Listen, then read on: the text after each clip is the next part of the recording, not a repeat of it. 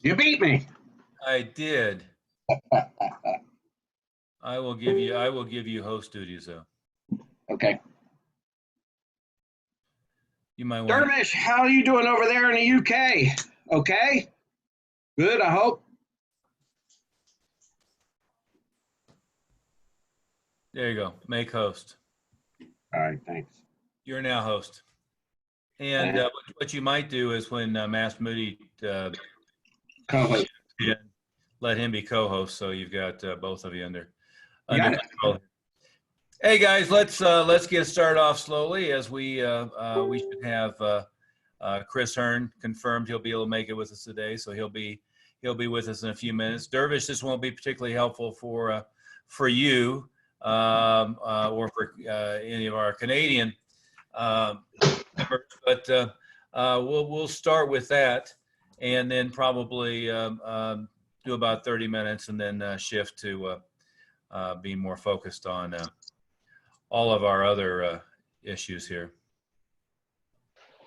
Opportunities. Yeah. And Chris, if you show up in the background somewhere, let me know. Anyway, any quick questions before we shift to that? Master Elder, I have a question. Go ahead. Am I on? You're on. Yeah, so I'm having a meeting with the Amazing Mail people today to start automating some of that. And Yeah. I know I never pulled the trigger on setting that up. But do you have, and you've probably posted these before, but maybe you could do it again, or send it my way, just some of your kind of go-to postcards for prospective new members, current members, the different people. Automate these postcards. Bob, can you do a mute all here real quick? Yes, sir. Yeah, I'm on it. We got people hopping in right now, so it's a little challenging, but I'm on it. Yeah, remind me to have the settings be everybody's muted unless they unmute. Travis, if I understood your question was, is there some good sample artwork for the things to put in the automation sequence?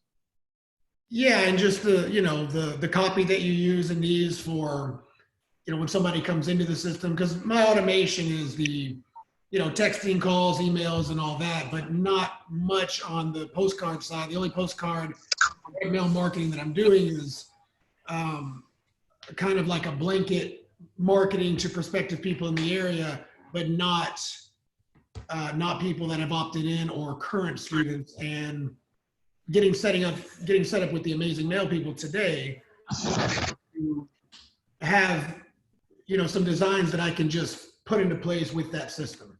Right. And by the way, Travis, you're using Infusionsoft, and we're using two different apps that integrate with Infusionsoft to automate it. I'm probably getting rid of them next month. Okay, well, God bless you. So I will do nothing to try to Talk you out of it. Talk you out of that. There is a lot of sample artwork around. It's probably not as organized as I would like it to be. And so if you'll make a note in the Facebook group, and I see Chris, thank you for joining us, Chris. If you'll make a note, Travis, in the Facebook group, I will put myself and I'll put Bob and Merrick on tracking down as much of that stuff as you want. And Bob, resubscribe resubscribe Travis to the follow-up sequence that we use for prospects right now. And you'll see all the stuff that we drip on people. It won't be, specific for you, but an awful lot of the purpose is to get them on the phone, and you'll see the tone and direction of that. So put him in as a $50,000 school and let him see the drip sequence that we have built out too, Bob. Yes, sir. So, Chris, to be respectful of your time, because I'm sure that you are as, what's the right metaphor, as busy as a one-arm paper hanger, as busy as a one-legged man in a ass-kicking contest or whatever it might be. Hammer. Yeah. Chris, you're officially what, the largest non-bank SBA lender in the United States? We're technically third, but we had every intention to get to number one this year before everything blew up. Well, there you were. To quote Zig Ziglar, I'm just telling the truth in advance.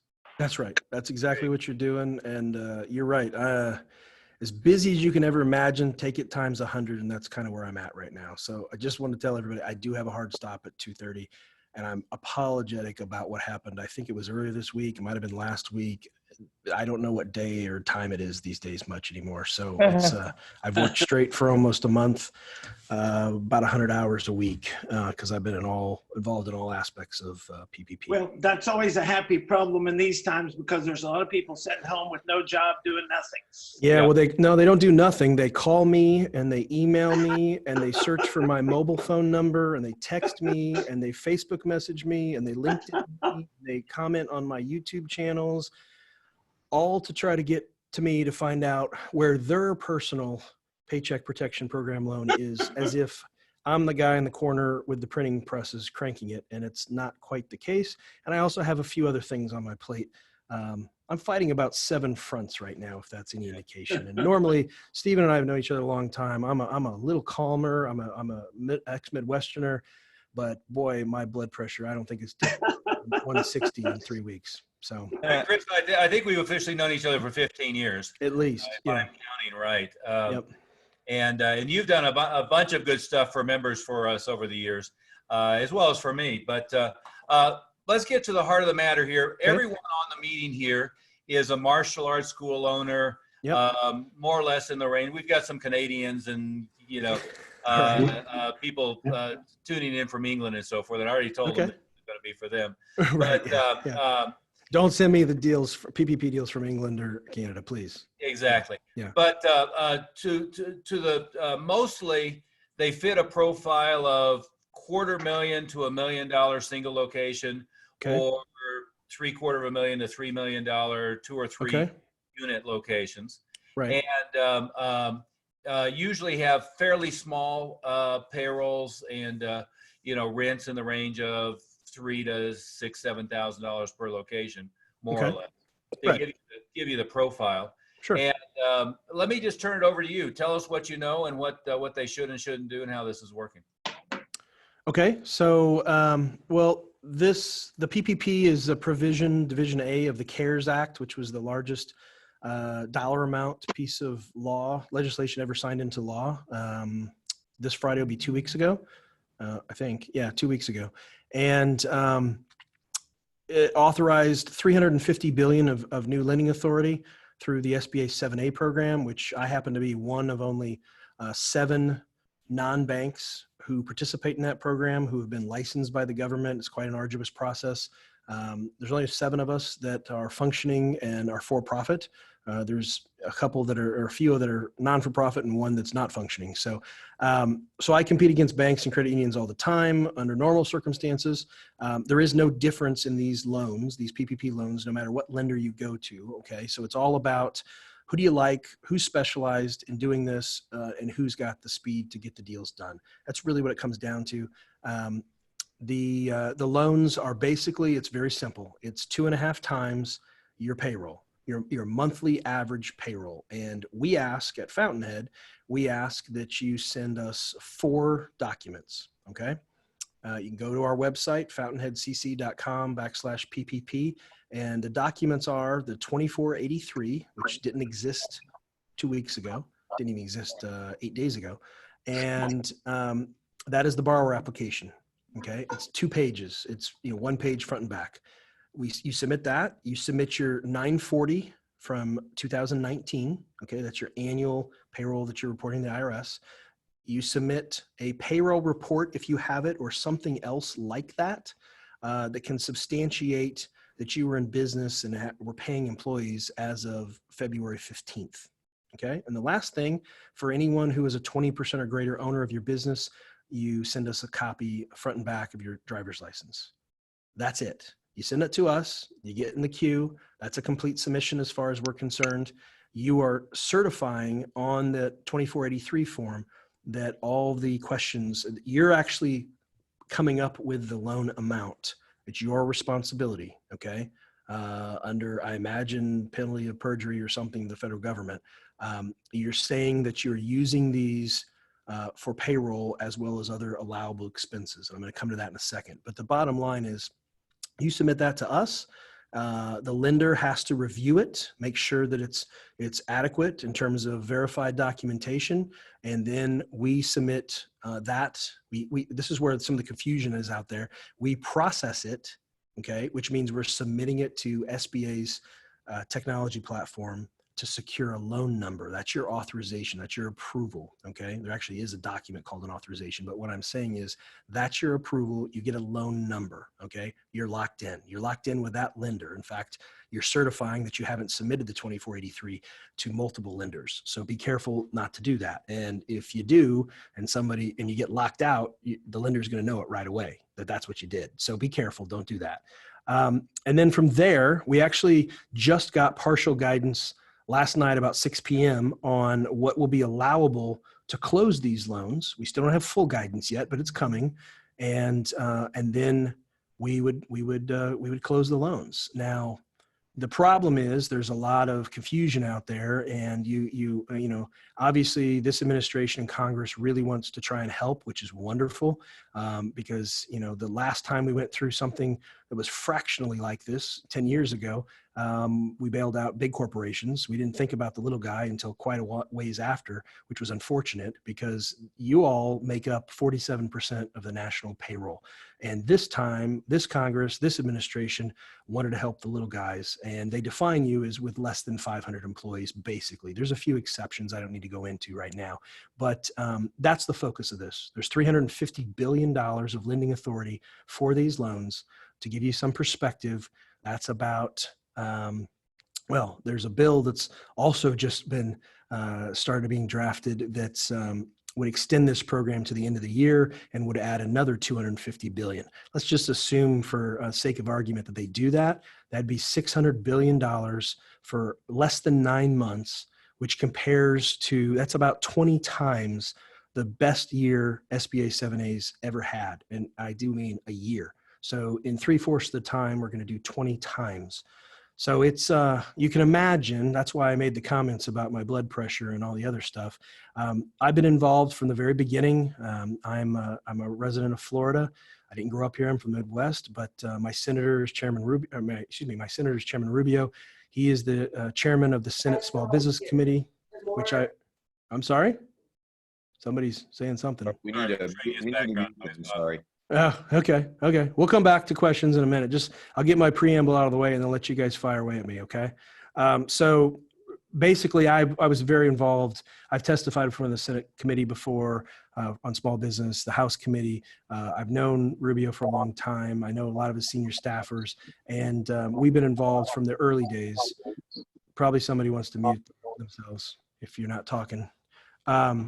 And so through all the iterations of this bill till it got law, and then we've also been helping folks at Treasury, at SBA, and the White House, offering real world guidance from folks that are, you know, in the front lines like us. And so that continues, even continued. I think I wrote my 6th white paper last night and sent it up. So I know, I'd like to think I know more about this than just about anybody, particularly, you know, smaller lenders out there. And that's really it. And now, okay, so let me give you a little bit of the features and benefits of the program. How's that? So it's 2.5 times that payroll calculation. There's no personal guarantees, no recourse, no collateral. Everybody is presumed to have been economically disadvantaged by the economic fallout from the health crisis. Okay, you don't have to prove it, and there's no credit report pulled. We have a little bit of guidance, not full guidance, on various aspects about, you know, have you got a bankruptcy in the past and other things like that. But in general, this is meant to give, you need to think of these as like federal grants that cover 8 weeks of payroll plus a couple other allowable expenses, which is basically interest on a commercial mortgage or rent plus utilities. And so long as the mix of the loan,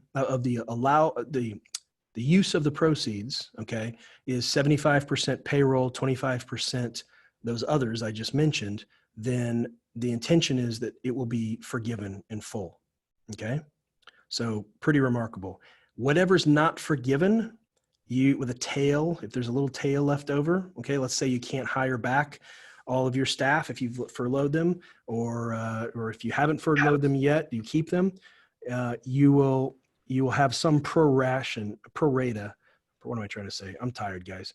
There's a I don't know. You know what I'm saying? Loan balance. Yeah. Of the remainder, which is then going to be on a 2-year term for you at 1% with all the rest of what I just said. So about as cheap a capital as I've ever seen in my life. In fact, I haven't seen anything cheaper. So there you go. That's the program. Why don't we take questions, Stephen? How's that sound? Yeah, I have one for you. What's the difference between the disaster relief Okay. options available and the paycheck protection? Sure. So the EIDL loans, that's the economic injury disaster loans, those are made only by SBA, direct by SBA. You actually have to go to sba.gov. You have to upload a lot more documentation than I just said. You'll get a confirmation email that they'll get back to you in 3 to 4 weeks. I've only known of 2 people that have applied already and gotten paid. So they're a bit backed up, to say the least. But you can get a loan there for up to 2 million. Sorry. If it's not Washington, I don't answer it when I'm doing one of these. Sorry. And it's repayable over 30 years, but I don't really know the formula. I don't know that anybody does.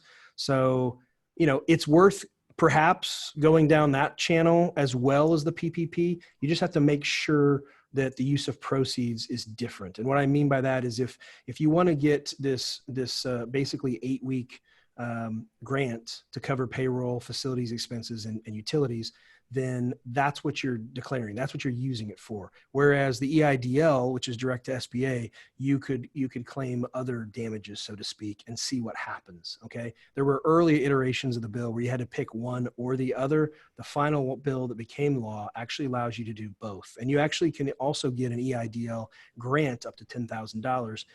Where that comes into play is if you do that and the PPP, when your loan goes through the forgiveness calculation, that'll be the first proceeds that they take right off the top. They'll take that out. Okay. Does that help? Yeah. So the 10,000 and what they got on the PPP, you're not going to double dip on. No, you can't. I mean, you could be more than 10,000. It won't be a grant, but it could be more than 10,000. It just depends. We're not really sure of the formula. And there's been hundreds of thousands, maybe millions that have applied on SBA.gov at this point. So Okay, and I'll ask you one more question and then open it up. Would you recommend that our members who haven't applied for this, that they go get in your queue to apply, or should they go to their local bank? Obviously, you've got plenty of traffic. Do you need and can you handle more? We're doing everything we can, Stephen, to handle more, and we're trying to help as many people as we can. Obviously, I think it should be evident that I'm the expert in this. Certainly, the expert in small business lending. Been doing it for over 20 years. I've had my hands in a lot of places regarding this. I think I'd be honored if you guys came our way. That'd be great. But regardless, I think your decision making needs to be based on who can actually spell SBA, who's specialized in it, who can have a simple, speedy process. Okay. And when I say speedy, I mean, like in normal times, if the process could take 15 minutes, that's probably somebody you want to work with. That would be the case for me. I will tell you, it's not just now. And we're working literally 24/7 to take that down. Okay. So you might even want to wait a little bit because this craziness, this madness that we're dealing with right now, and it's not just us, it's all over the place. I've never seen anything remotely close to this in the lending world. This is like Black Friday every single day. I mean, imagine if you guys had 23,000, which is, we're a little bit over that right now, come to your martial arts studio in one day. Yeah. I think you might be a little overwhelmed.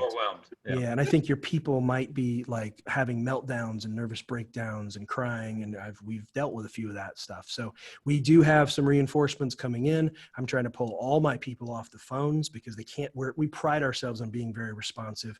We live and breathe for our customers. We are entrepreneurs just like our customers. That's why we do this. Okay. And we think it's irresponsible of banks oftentimes to hide in their holes and not return calls within a couple hours, to put the out of office replies out there. We're not doing that. It doesn't mean we can be as responsive as we used to be or in normal times, but we're doing everything we can to try and help. We have a dozen call center reps starting this afternoon to take people off the calls. We have several executive assistants to jump on emails to help us with that, because I want to put all of our full-time people processing these loans. That's the most responsive, respectful thing that we can do to try and save as many businesses and save as many jobs as possible. And that's what we're trying to do, Stephen. Yeah. And I'll summarize it as the local banks who are not established SBA lenders for sure are going to be just as overwhelmed, but massive. But they won't know what to do about it. Yeah, that's where I was going. They're going to be massively confused. So I would recommend go get in Chris's queue. And then please be patient. Yeah. Give us some grace. That's all we ask. You know, it may even be a couple weeks, actually, guys. I'm sorry, but that's just the reality of the situation right now. Truth is, for our people, there's not a particular rush for them to get funded. It's not like they're going to close the doors, you know. No, I think that's part of the demand surges. Initially, you know, we've had, again, good intentions all around here, but it doesn't help when everybody's getting on front of the camera saying, you know, you're going to make a loan in the morning and get funded that afternoon. That's never happened. Maybe if it's a $40,000 merchant cash advance or something like that, but that's not what we're talking about here. And I know they want to try to get it to that level, but it's the whole reason the government's not doing it is because Treasury and SBA don't have as many people as we do as a lending community to make these loans, and nor do they know what they're doing in this regard, because this is what we do for a living. So I would just ask for a little bit of grace, and whether it's with me or anybody. I mean, I've been telling that to lots of people. I've probably heard from over 200 bank presidents and credit union presidents in the last week or so, and everybody's pretty much lining up behind us in terms of thought leadership on this and what we're doing and how we're trying to do this responsibly and prudently. So, you know, some of the big banks, you know, they're setting up arbitrary measures, and, you know, you got to have a depository relationship, and you got to have a debt obligation with them of some sort. And maybe then they might do it for you if they cherry pick. I just, you know, it's a little silly. I called it, I've had 3 press briefings by webinar in the last 5 days. I've never done that before, Stephen, and not had less than 30 of the largest national media on them, each one of them, which is why you see me all over the media if you Google me right now. And yeah, if you guys haven't paid attention, he's being quoted by Wall Street Journal, by USA oh, yeah. Today. Tonight I have a New York Times interview. I mean, yeah, it's all over the place. But the interesting thing about all that is it's just you know, everybody's there's just to some extent, this is a vicious cycle. They're creating more demand, and I'm pretty convinced that hopefully, God willing, in a couple of weeks, things are going to slow down. People are going to get a little calmer. Some people have their money. Some people know that they've been approved. They have their loan number, and hopefully we're, you know, the medical professionals, God bless them, they're taking care of this, containing the virus, and maybe we can get back to some semblance of normalcy here coming up, because you know, this has not been an easy thing when you stop the world's largest economy basically in 3 weeks. It's this is worse than, I'm pretty sure this is now worse than the Depression, the 9/11 aftermath, and the Great Recession combined. That's where we're at right now. And this is a good mechanism to fix things, to stabilize things. And I'm pretty sure you're going to see this new bill passed. It's going to add another $250 billion to it and extend it to the end of the year. So if you can hang on for a little bit, if you got some good cash reserves, hang tight, and you'll do everybody a bit of good. Okay. No, we're as busy as you are at the school level. Not you know, minus a 0 or 2, but yeah, maybe 3 or 4 zeros, but yeah. And I was watching the White House press briefing, I think it was yesterday, and the lady who's in charge of the SBA. Javita. Yeah, they said there's 30 million small businesses, and her immediate response was, and I think they're all on our phone lines right now on hold. Or they're bouncing over to us. It's what it feels like lately. Yeah. Let's. I know you have a hard break in 5-6 minutes here. Yeah. Let's ask some questions. Adam, you've had your hand up there. Feel free to just jump in, guys. So, Chris, quick question for you. I've gone on your website. I Mhm. filled out the application. Is Okay. that the 2483 bar application? Is that what that was? How long ago were you on the website? A couple days after we started talking about it, so maybe 5, 6, 7 days ago. Okay, so no, that was our web form that we were going to pre-populate the application for you. But no, you should probably go back to the website now, actually be helpful. And hopefully you kept the PDFs that you may have uploaded and just go through it now and you'll see it's a little bit easier for you. Yeah, Okay. as I said, we've launched 2 parallel systems to try and expedite this even more. Okay. And it's Thank pretty you. simple to figure out how to upload those documents. Yeah, the portal's actually built in right into the back end of the website itself now, whereas before we actually tried to send you a link. And of course, we were stalling a little bit because we're trying to give a little time for SBA to come out with more regulations. This dripping it out thing that you can imagine causes tremendous uncertainty and ambiguity. And frankly, SBA's E-Trans system is so slow anyway that we were trying to give them a little bit of time, but that's where we're at. Okay, great. Thank you. No problem. Okay. To keep a little organization, maybe you could just see who has their hand up and you call on them so we don't step on everybody. I had two quick questions, sir. Sure. One is no employees, so the Employee Forgiveness Act would not apply for me, right? What was the first part of that? I'm sorry. Employees, really. His only employee is himself. So are you a sole proprietor then? Are you a single member LLC? What are you? Single LLC. Okay. You actually, technically the law applies to you. We just don't have any guidance yet for you. We're supposed to get it Okay. actually by this Friday. Now, I filled out the SBA disaster relief. Now, my old bookkeeper told me there's a spot you can click for a $10,000 grant. Right. Which we just talked about. Yep. No, but the thing is, well, I still apply because someone said that also one of the apps said it's $1,000 per person, up to 10,000. You got me. That's an SBA program direct from SBA. So I don't know that much more than what your bookkeeper knows probably. Yeah, I'm focused on the PPP. Yeah. Alexia? So I have been 1099ing people because I have a, Mhm. how does that work in? We don't know. As of this Friday, we're supposed to be taking applications from 1099s. And guess what? It's Wednesday afternoon and we have no guidance yet. Okay, cool. This adds to the chaos. Potentially my 1099s. And is it for the whole? They're supposed to actually submit their own, which I think is going to be even a bigger mess. But yeah, you're supposed to pull your 1099. I know I didn't write the law. I tried, but Okay. you know, look, So- you got to pull out your 1099s from your payroll, and you have to advise your 1099s to actually make their own PPP application. I Okay. know. Interesting. Will? Wait. She's Okay. got one more. Hold on. Go. Sorry. And the calculation, is it for the payroll for the month or payroll for the year? It's looking at your trailing 12 months, okay, and finding the 12-month, the monthly average. Okay. It's that times the 2.5. Thank you. Okay. All right. Thank you. Who's next? Last question. Okay. I have a question about use of funds. So Yes. you talked about we have to be able to show that we're using those funds for the approved uses. Yes. Although we're not making as much money as we were before, but we're still cash flowing, we're still Mhm. doing good business. How do we make sure that we still show that those funds, I mean, do we have to? We don't know enough yet, but you're basically going to have to submit copies of your utility bills, copies of a rent statement, invoice, canceled check, bank statement, something that verifies all of that.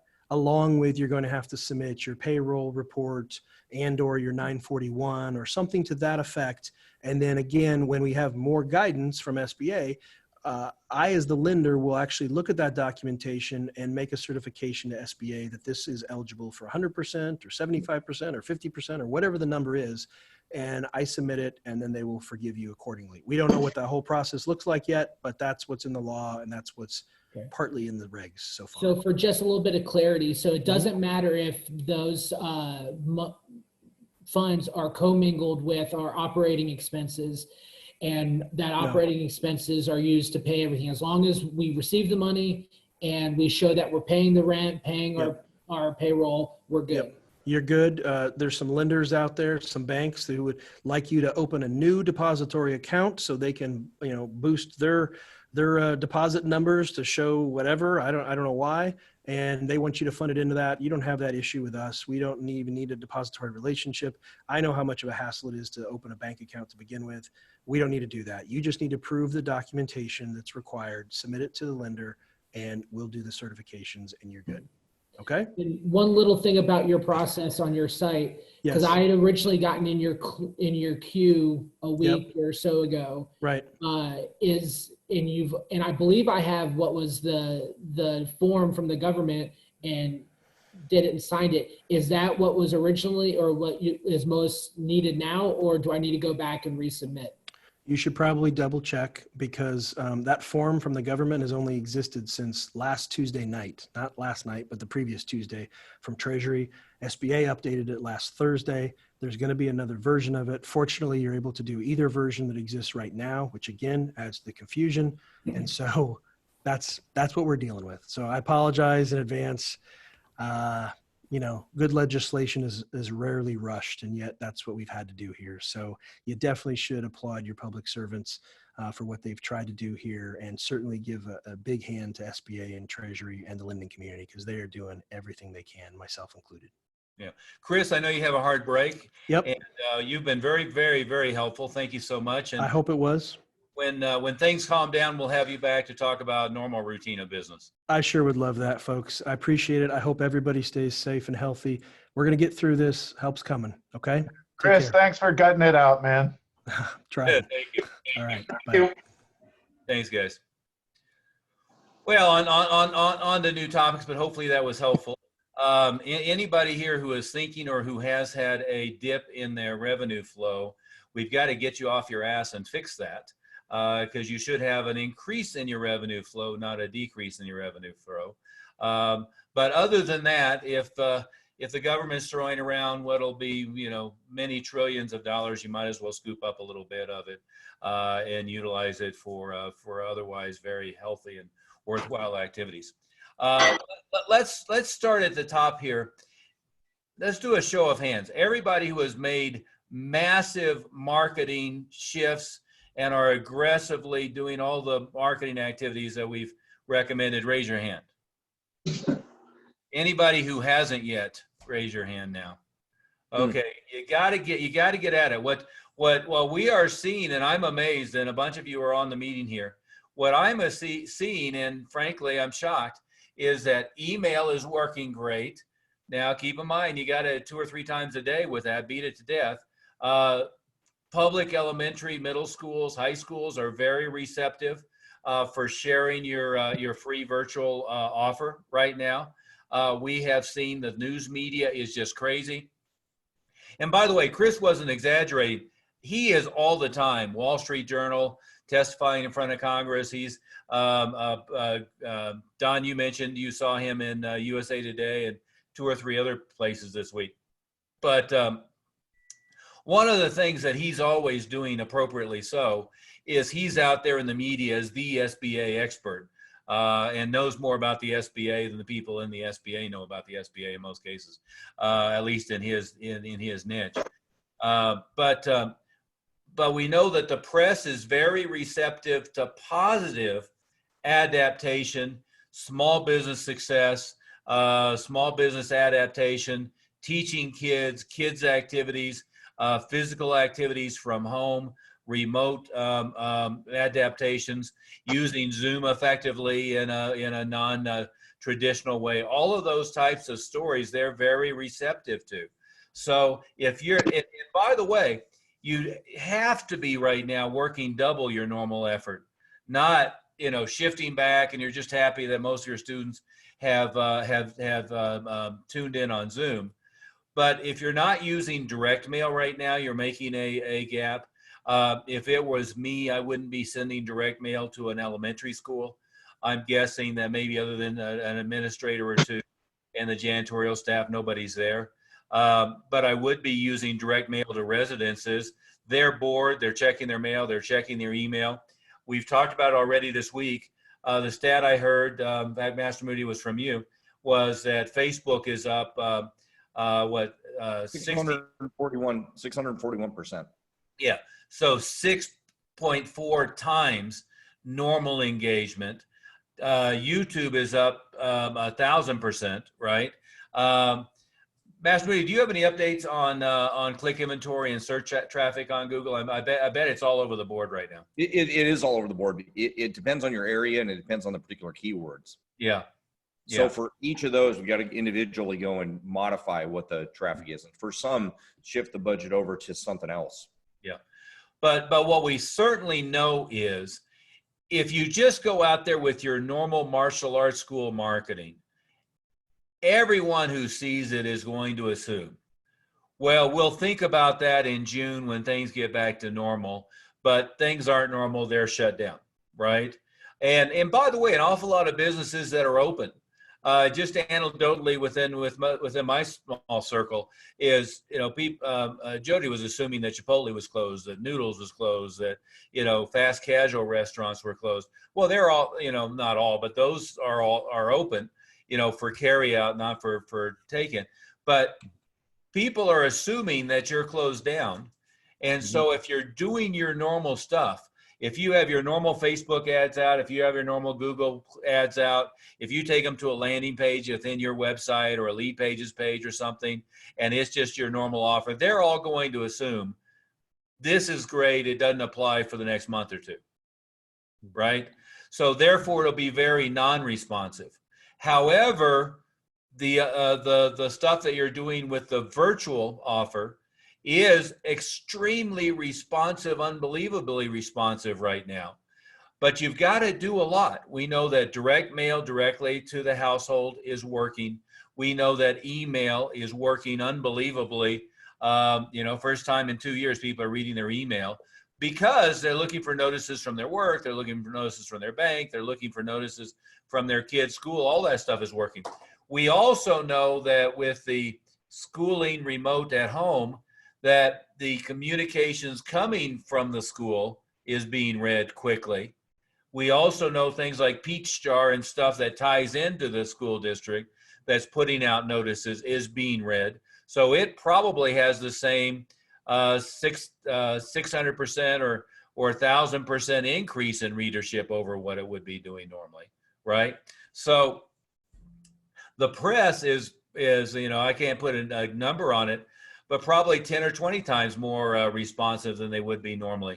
I know earlier this week, I don't see Colby on the line, but Colby missed a meeting because he was being interviewed on the local TV station. A bunch of you have had some really great press coverage, but don't be shy about this. Let's all set a personal record for the most new enrollments you've ever had in a month, this month. And then that'll be another news story. The heck with Corona, we set our all-time new record, right? Let's be like Hurn is here. 23,000 might be a little hard to accommodate, but we could have 230 and deal with it, right? So let's set new records. David, I think you've had some big results already on intro flow. Is that right? Well, we've been so crazy, right? But we had 190 people so far registered in the classes. As I go through that, there's probably 140, 150 that are actually in our area that are potentials. And we're still probably getting 6 to 10 a day, kind of opting in. So yeah, and we've been on the frame of mind of trying to save our students, but man, and I've kind of screwed up not staying focused on these guys that are opting in, right? So it's just, but yeah, it's just double the work, Yeah. Are you getting all their contact information? Yes, right. When they register, they got to give me everything, right? Good. So That's the key. phone number, email, everything, right? Good. So I'm ready to follow up immediately right now, right? So that's my job today. Everybody remember that, you got to have that on everybody that's opting in. Yeah. Well, and by the way, David, the sequence of what to worry about is right. Is the first thing was to shift on a dime and get 100% student participation on the live virtual meetings. Bill Clark on Monday morning, we did a training for his staff for about an hour and a half. And his language, which I told him right there, I'm going to steal that, I like that, is he said, it's just like when you move your location physically. you know, you move it a mile and a half down the street. You've got to have the same level of communication about that and the same level of hype and hoopla about why that's going to be so much better than the old thing was. And that was first priority, right? My assumption is right now that everybody on our meeting today, because we've been on this for a month now, has essentially 100% student participation on the live virtual meetings. You have your full classroom go, you know, first full class schedule going. You've added some morning training for them to get the day started. You've added some midday leadership training, et cetera. And all of it is interactive with the ability for them to go replay it if they want, which means you can put it on YouTube, you can put it on Facebook, you can put it in on your student website. We know that not doing it interactively and not continuing to do personal one-on-one progress updates, not doing personal one-on-one feedback, not continuing to award stripes, not only continuing but enhancing the character development traits, all that stuff. You've got to be doing more than you normally would. A whole bunch of you have ordered like the kicking targets and given them all out, whether you mailed them or had a school pickup. A bunch of you have done some other textbook and put them out there. I saw Travis and I saw, I don't know, a bunch of you have done that. That's great. But David, you're right. That was your first priority, right? Because if as most of the industry, I mean, I'm deadly serious when I think the bottom half of our industry is going to come back in a month or month and a half, and there's nobody's going to be there, right? And it's certainly true. If I had 300 students and I just let them know we have to be shut down for a month and a half, some of them are going to come back. But most of the first year students, most of the ones that need to be renewed, most of the white belts, they're not coming back. They're off to something else already, right? So there's going to be a massive wave of bankruptcies in martial arts schools in June, July, August. I absolutely guarantee it. And it's unfortunate that they're getting really bad advice. You know, one of the guys who's a friend of mine, who's one of the quote unquote gurus, you know, the whole discussion was how many of you have filed for unemployment and what did you get and how are you getting yourself rescued? Fuck that. You know, we don't need that. Pardon my language. We're going to have incredible results. On the same time, it gives us an excuse to beat up the landlord. Maybe we get some massive rent abatement. Maybe we don't, whatever. It doesn't really matter. It's a good time to, you know, stick our little barrel in the PPP thing because we're going to have a better, more responsible use for it than most of these small business owners who are just flailing. But what we know is this could be our best enrollment month that we've had in forever, right? This could be an all-time record. The second thing we know is this could be an all-time record renewal month. So we really haven't started talking about that yet. What I keep, you know, prefacing that's what we're going to do next. But it was, you'll all admit, a Herculean effort to get everybody to shift full bore to Zoom and interactive. And then it's a Herculean effort to make sure we've communicated with all of our students. Bill Clark's metaphor of you've moved the school. In this case, you haven't physically moved it so much as you moved it from physical to virtual, right? But that was your first priority, David. So don't beat yourself up about not being focused on marketing and renewals before you were focusing on getting 100% participation online. That was the first step. Now that we're there, the second step is go crazy with marketing because it's working. You know, you're not going to go to a 3K, a 5K. You're not going to go to a festival of some sort. You're not going to be set up in the movie theater probably until fall. But the online marketing with Facebook is working great. If you're not working with Elite Digital, you probably should be working with them. They're having great results for 95% of everybody who's working with them. Got to make sure it's the virtual offer, though. The normal offers, I don't care whether it's a postcard or whatever, if you send out a 2 free weeks offer or a paid intro offer or a month free offer, they're all going to assume, well, they must have played. I got stuff in the mail yesterday and I got ads that I just assumed, well, they placed this before the shutdown. They're not going to be open during this, right? So you just make that assumption unless they, in your face, make it obvious that that's not accurate, right? So it's got to be the virtual offer. Who else has had massive intro results so far? Alexi, I know you have. What kind of numbers have you had in the last couple of weeks? There you go. Okay, so I think we're at around 50 leads. We have done 12 intros. We have done 2 payments, and from the letter to our students, we have done 2 upgrades. Good, good. So that gives you confidence, not only that it can be done, but that April could be as good a month as April was last year, right? Or not. April was terrible last year, so anything's better. Okay. Well, let's quadruple last year then.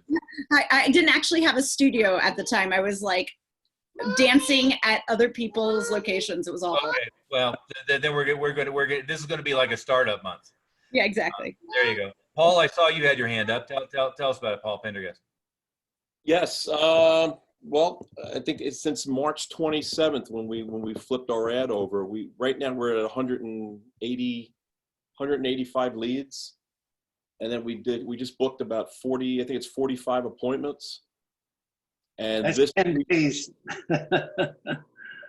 it was like 175, 45 appointments, and then this week we've been chipping away at the intros now. So we got our feet wet with doing them. So they had, I think every half hour yesterday was an appointment.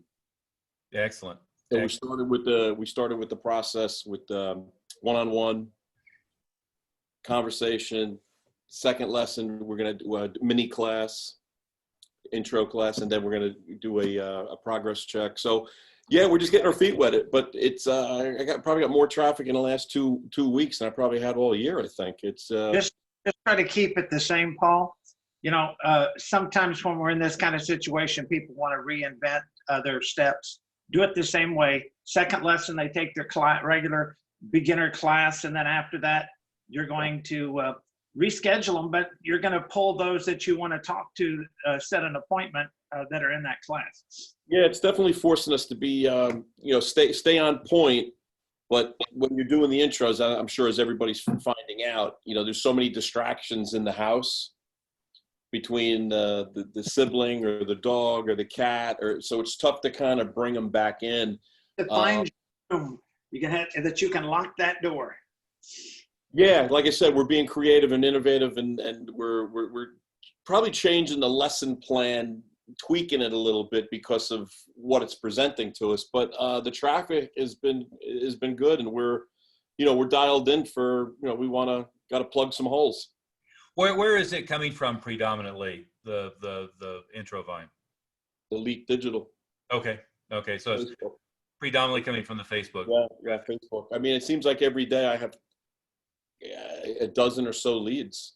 Okay. Like I have a guy that comes in, we're all coming back into, we're all in the school, they're doing intro right now, and there's a class going on over here, and I have a guy on the phone, and he's touching everybody with it. Good. Now, just for everybody's benefit, make sure that you're a local celebrity on every TV, newspaper, radio right now, right? Don't be comfortable with your lead volume. Search to quadruple it. Yeah, and that's what I was going to say, Master Oliver. I think that the message here should be that everything's really high leverage for success on all of your Parthenon. There's some things that we're not doing events, but a lot of the other stuff that was kind of low leverage before, like emailing out, or we're getting response from our AdWords ads. We're getting response from many other things. Emailing out, we're getting a lot of response. The stuff with schools that you mentioned, Peachjar, those things, everything seems higher leverage as long as the message is right. But as Master Oliver's getting to here, you still got to have the Parthenon going. Yeah. And like the PR stuff that we've talked about, that some people, just don't spend a lot of time with because, well, I do a lot of work on that and I don't really get many news articles, and it's a lot of work and I don't get much return on it. Now's the time your leverage on that's a lot higher. Yeah. Well, and I'll say it this way as well. TV, radio, newspaper, old traditional media, if you had the lead time to get out there, my guesstimate is every one of those would work a lot better than normal anyway, with the possible exception of radio, because most people aren't out in their car, right? But TV and I would love to be right now trigger pulled with a virus on virtual lessons on every newscast on my local TV stations if I could pull it off, right? If I'm Travis, I have probably some difficulty being on the CBS Evening News unless they can chunk that down to my area. But I could be on Fox, CNN, MSNBC constantly on the news because they can chunk that down, right down to your neighborhood. So if I had a TV spot in the can, I would have the virtual offer recut, and I'd be on TV massively now to mid-May. I'd be massively in direct mail. Again, there's a little bit of a lead time, but if you could be in their mailbox, within April with that kind of offer, it would be, I guarantee it, very responsive, much more so than normal. Daily newspapers, especially the inserts like the Retail Me Not, stupid name, but it's a useful service. The marriage mail plus the insert, people are reading their local daily newspaper to follow the news on that. I know that the news ratings, the cable news ratings are way the hell up. So all of that kind of stuff would work. But Paul, just as Elite Digital is pulling great for you. That's great. Anybody who's not using them, I recommend you use them.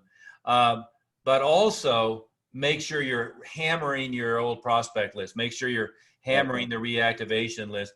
Make sure you've directly communicated with every elementary school, public or private, in a distant radius from each of your school. Doesn't even have to be a close radius, right? Extend it out 12, 15 miles, one thing or another. That's going to be different if I'm in Manhattan than where you're in Brick, New Jersey.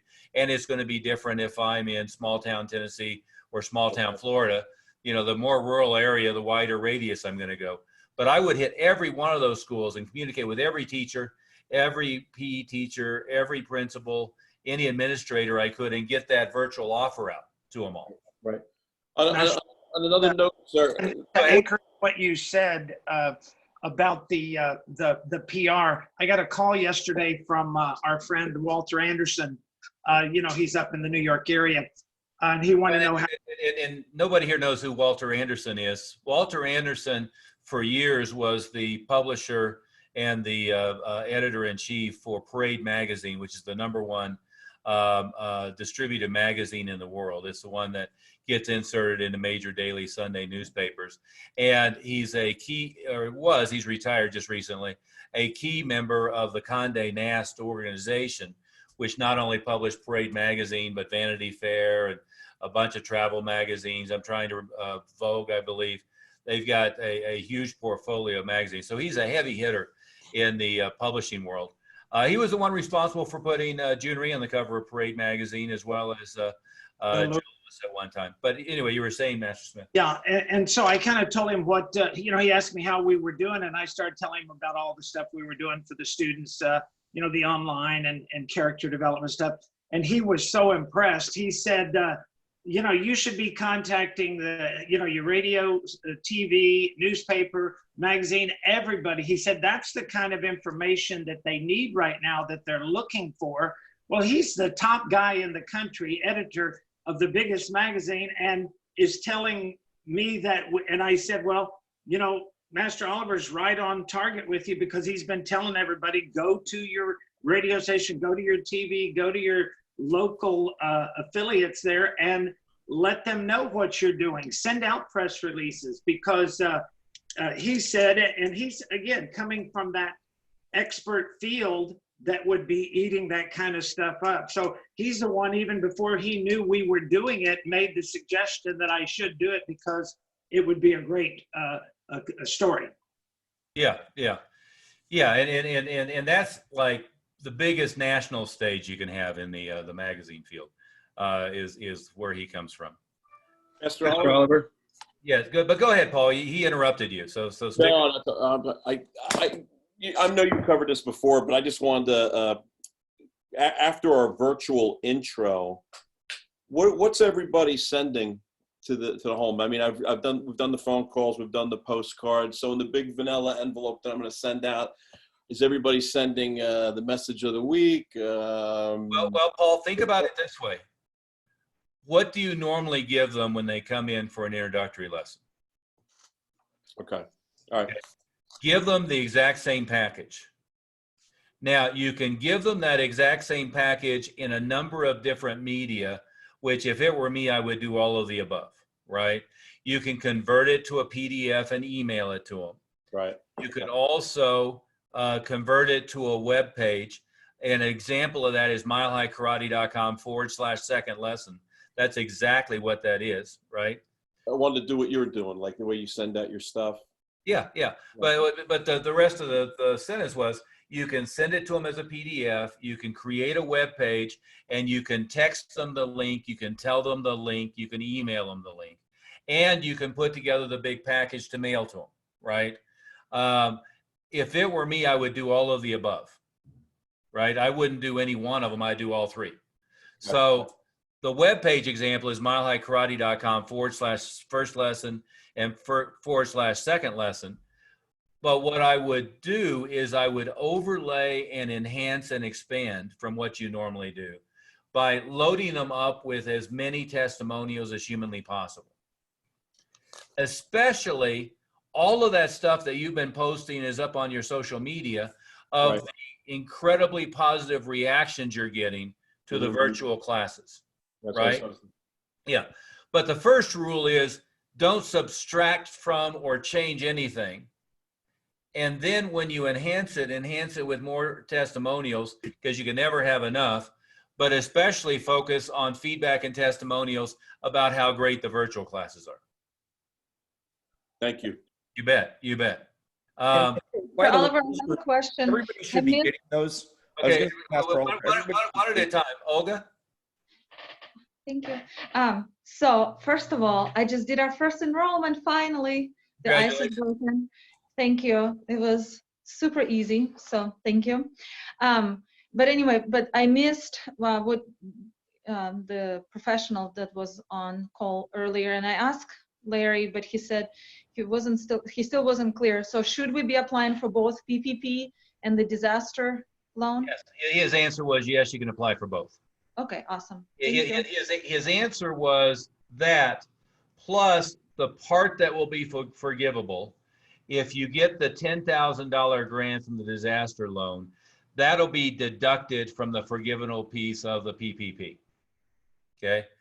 Probably what will happen also is the disaster loan piece of it will take a lot longer to turn around than the PPP. Okay.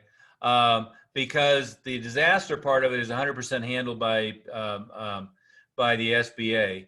The PPP is handled by people like Chris Hurn, and assuming it's somebody like him that they have an existing relationship with, they'll approve and rubber stamp that much more quickly.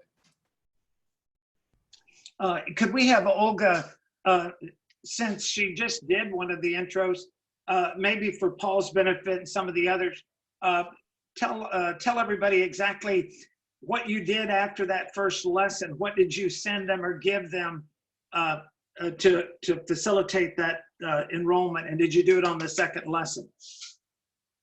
Yeah, tell us about process. You said it was super easy, so a lot of people need to hear that. So, how did you go about it, and were there any gaps in the process? Sure.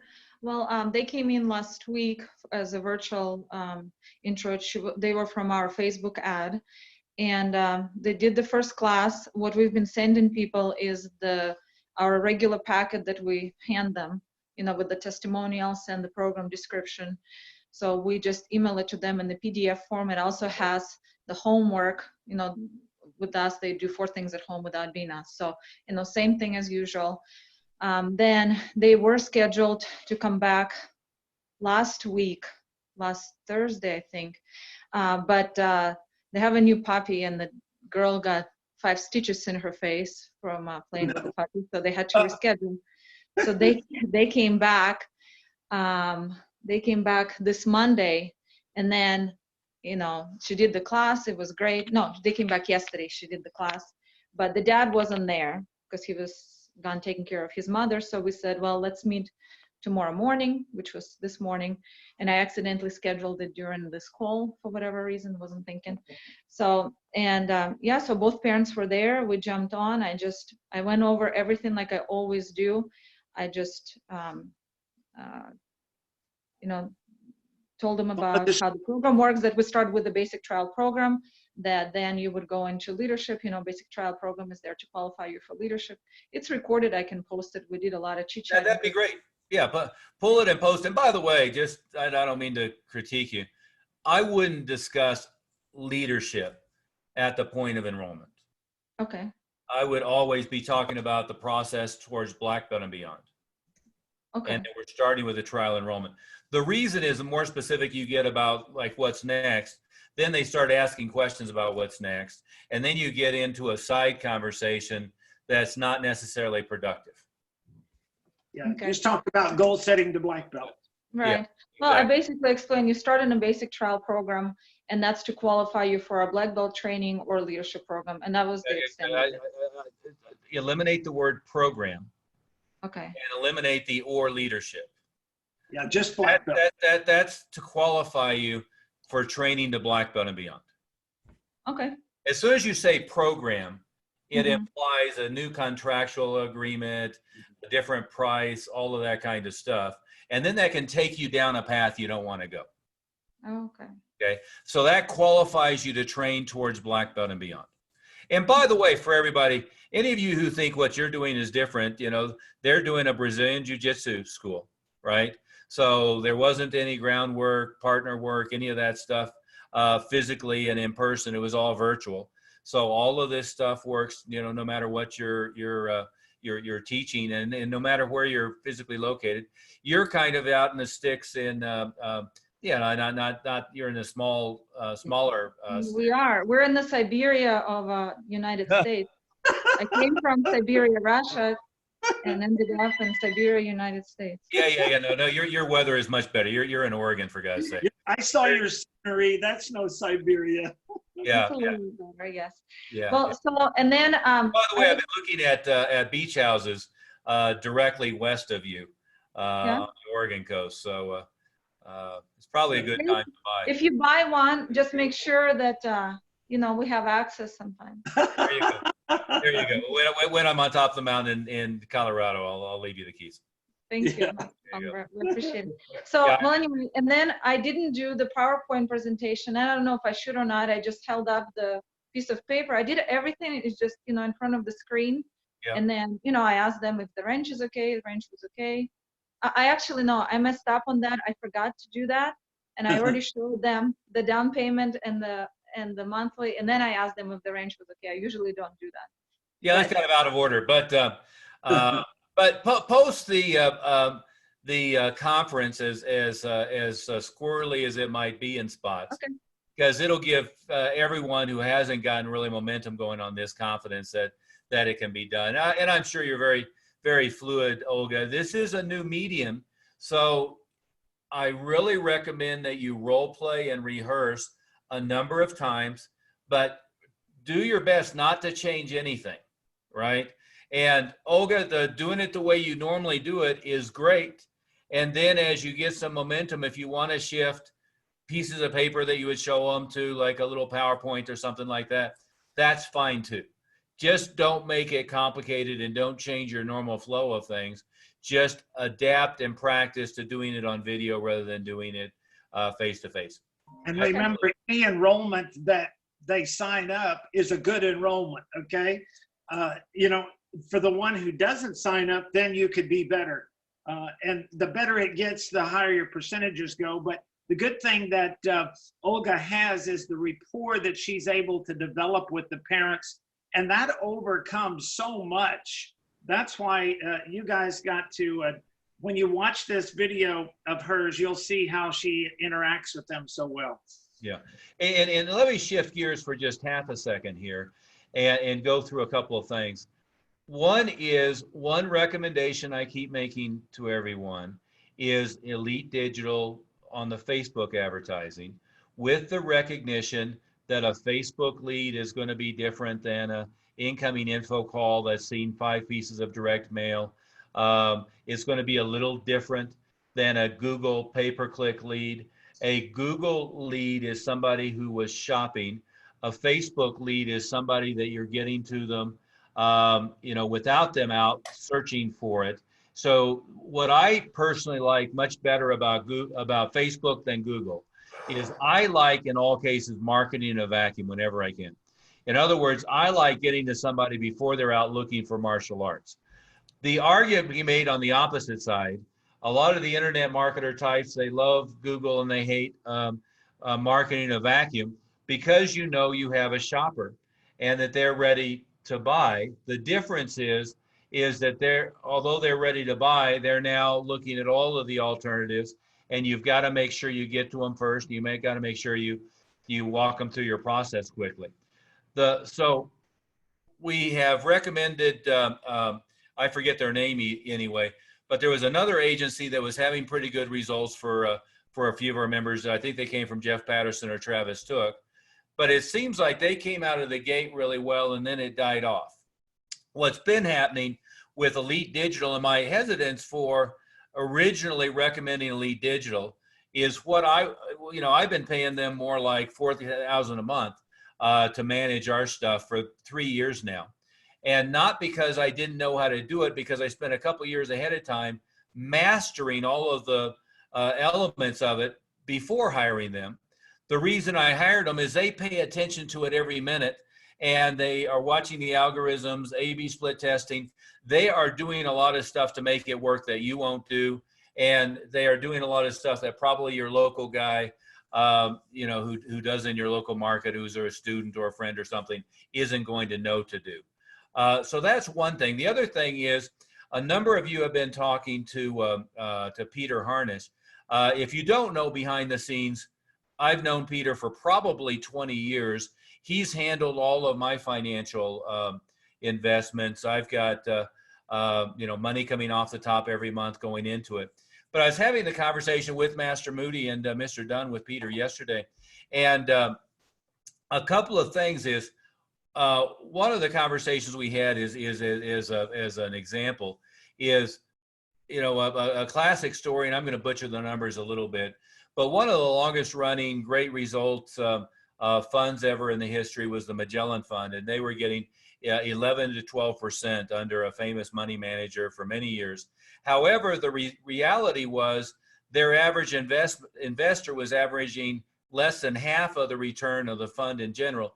Their average investor was averaging 6%, where the fund was turning 11 or 12%. Well, the difference was having somebody as educated as Peter to pay attention and to manage and to focus on making sure the right buying decisions were made. To the general market, as just an example, what happens is people get panicked at a time like this and sell, moving to liquidity, in other words, moving to cash. And then when the market is hot and everybody is paying attention to it, guess what most people do? They double down and they throw more money into it. Well, that's the old adage of buying high and selling low. You don't want to sell low, buy high. You want to buy low, sell high.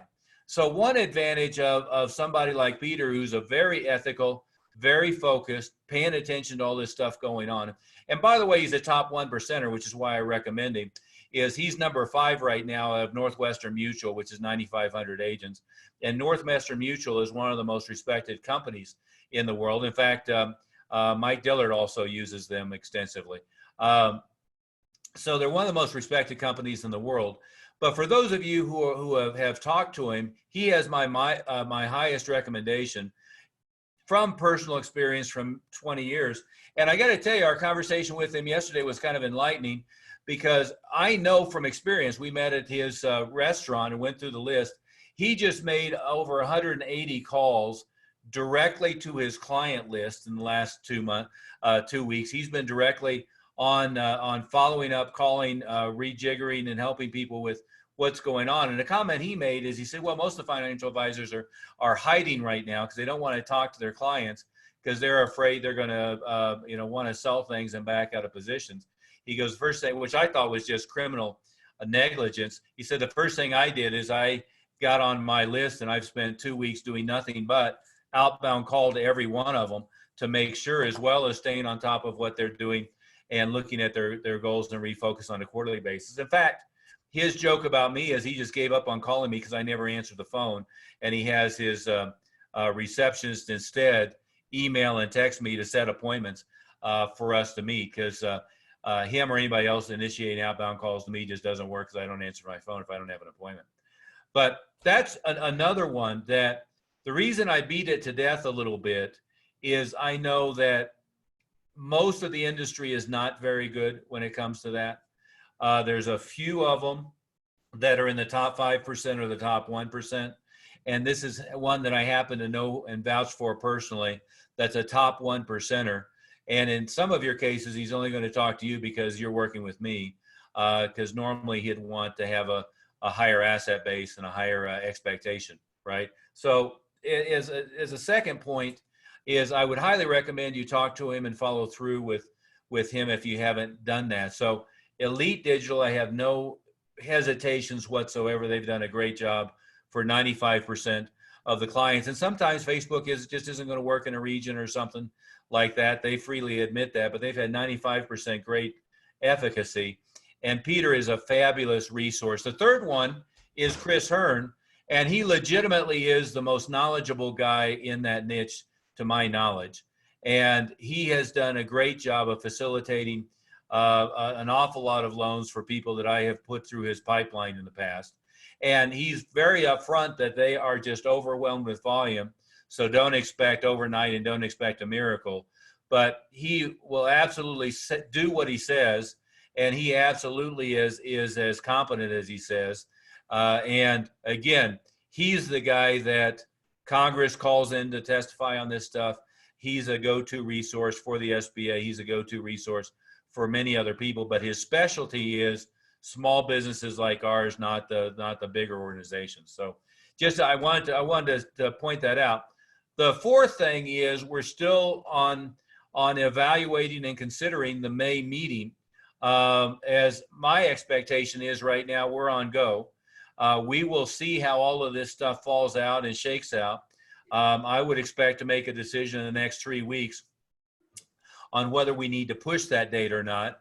Or if instead of pushing that date, maybe we just block out the same time period as we would do and do it virtually. I don't know.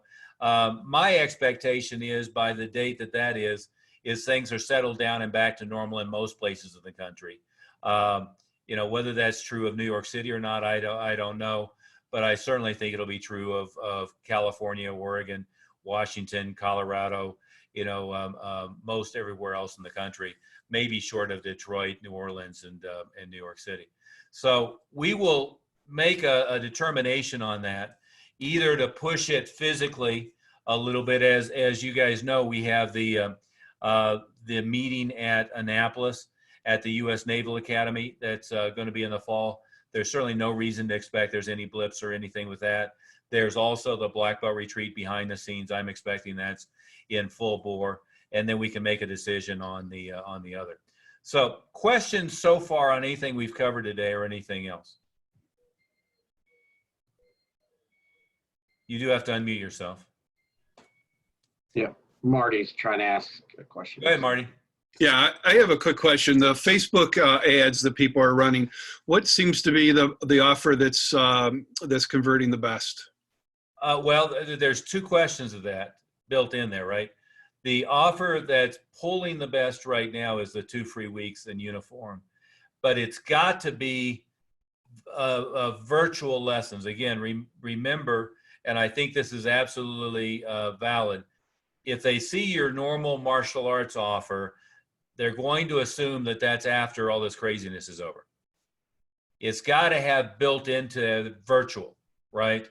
And depending upon space limitations, Facebook ad is a visual and then a small cap. So you can certainly have a lot more text in there, but most people don't read the text. They go for the picture. And for instance, with Elite, they're A/B split testing the pictures all day long.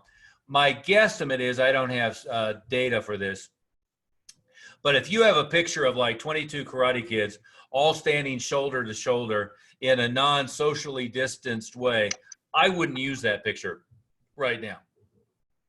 What I would prefer the picture to be is the kid in the living room looking at the Zoom screen with 10 other people, and maybe the alternative is the picture of the instructor teaching to the camera with the TV with 10 people on the screen.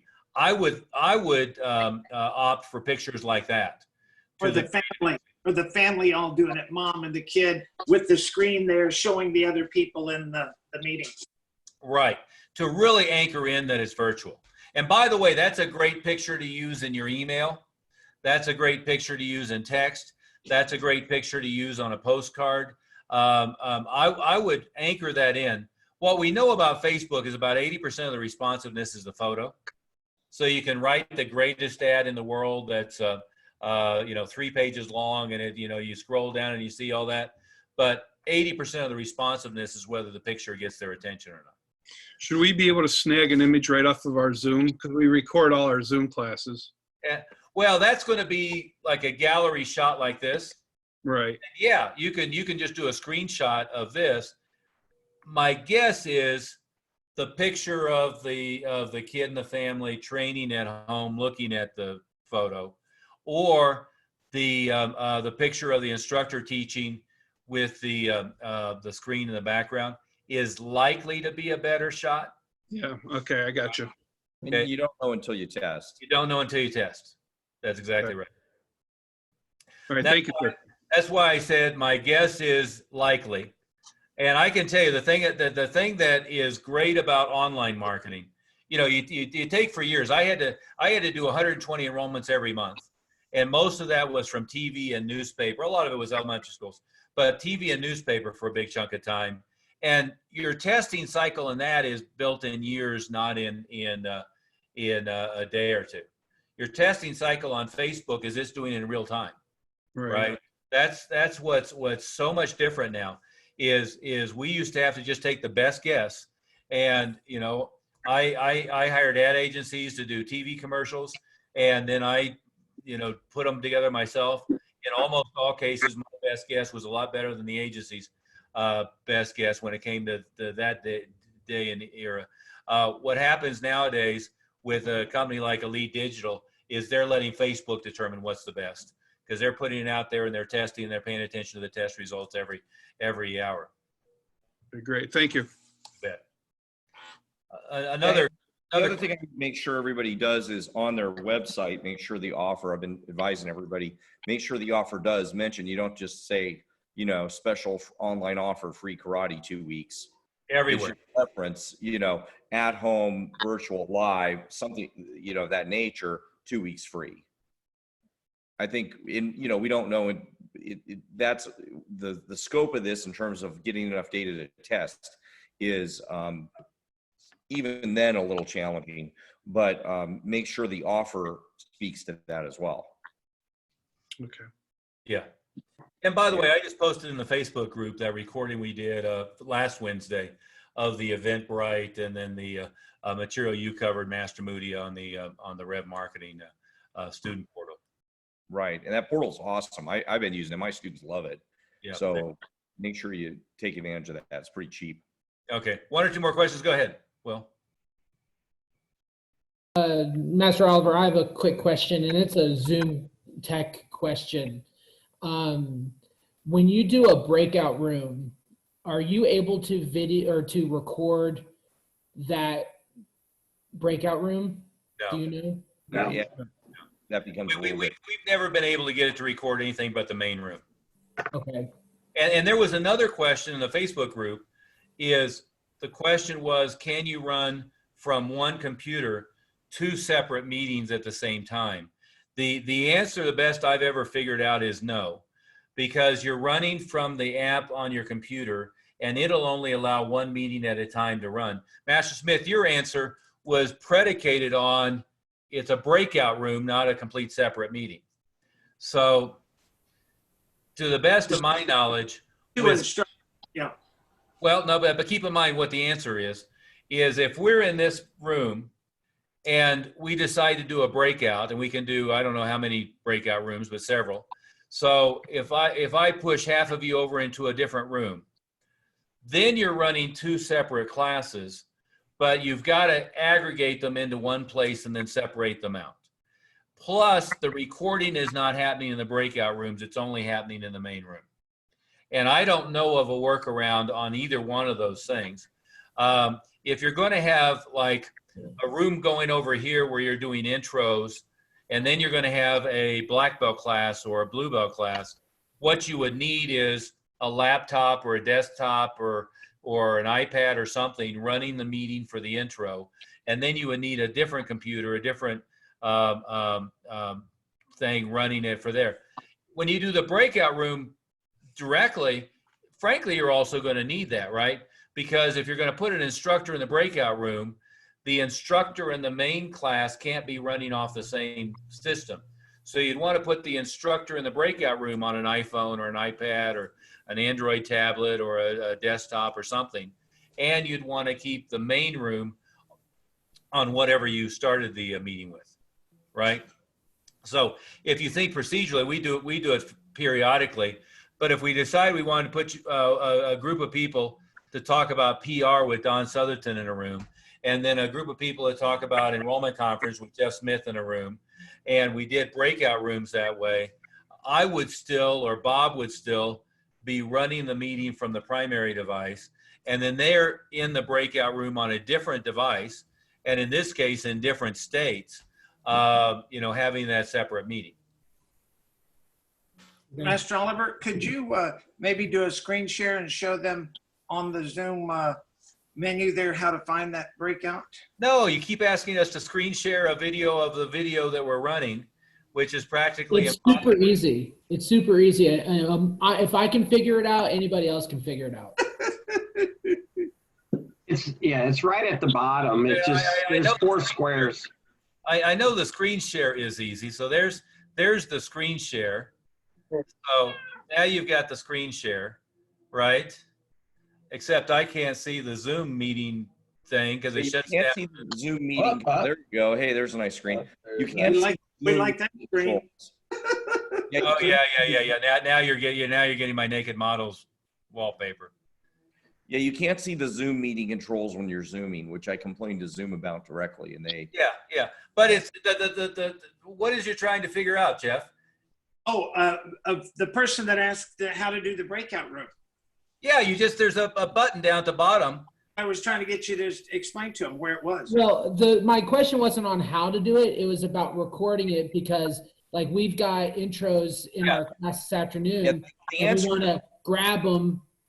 The answer is you can't do it. Okay. Yeah, so if you want to record and Jeff, we can't screen share the video of the Zoom meeting and control the Zoom meeting and screen share it. You're talking about an endless loop. You've asked me that 5 times. You can't do that. But it's freaking easy. You just go down there. There's a button in the middle that says share screen, and there's another button. Matt didn't ask that. Jeff did. But anyway. I told you 1,000,000 times to quit exaggerating. Okay, Matt. It's super easy for anybody but you. Yeah. I didn't say I couldn't do it. It was for somebody else. I know, but it's super easy. Okay. It's hard to show it in a Zoom meeting on how to manipulate the Zoom deal. I do have an option if you do want to record your intro. Just join it from another meeting ID. Right. Record there, give permission to record it.